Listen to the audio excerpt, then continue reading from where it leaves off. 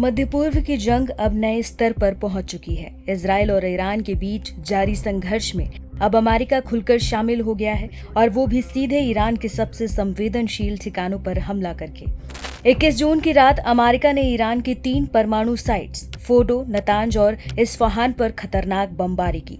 इस ऑपरेशन में अमेरिका ने दुनिया के सबसे ताकतवर गैर परमाणु बम का इस्तेमाल किया, जिसे बंकर बस्टर कहा जाता है। इन बमों का वजन करीब 13,600 किलो होता है और ये जमीन में 200 फीट तक घुस सकते हैं। इनका मकसद होता है कि जमीन के अंदर छिपे ठिकानों को खत्म करना। इस मिशन में अमेरिका के 6B-2 स्टील्थ बॉम्बर्स शामिल थे। अमेरिकी राष्ट्रपति डोनाल्ड ट्रंप ने कहा कि इस हमले से ईरान का पूरा न्यूक्लियर प्रोग्राम खत्म हो गया है। लेकिन क्या वाकई ऐसा हुआ है?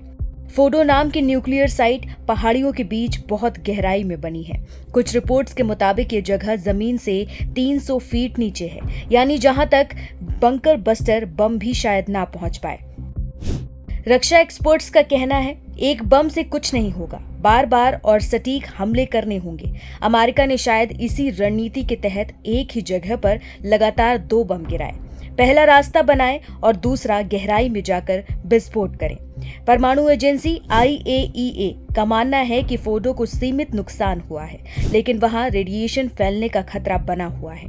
वहीं दूसरी साइट्स नतांज और इस्फहान, यहां काफी तबाही हुई है। सेंट्रीफ्यूज मशीनें और दूसरे उपकरण बर्बाद हो गए हैं। नतांज ईरान का प्रमुख यूरेनियम संवर्धन केंद्र है, जबकि इस्फहान उसका सबसे बड़ा रिसर्च हब माना जाता है। इन दोनों जगहों पर की गई बमबारी से ईरान के परमाणु मिशन को गंभीर झटका लगा है। ईरान ने इस हमले की कड़ी निंदा की है और चेतावनी दी है कि इसका करारा जवाब दिया जाएगा।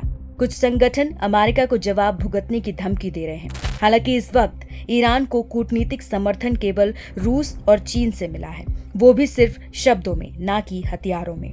अमेरिकी हमले के बाद अब बड़ा सवाल ये है कि ईरान का अगला कदम क्या होगा। क्या इस जंग का दायरा और बढ़ेगा या फिर अब वाकई कोई बड़ा परमाणु खतरा दुनिया के सिर पर मंडरा रहा है?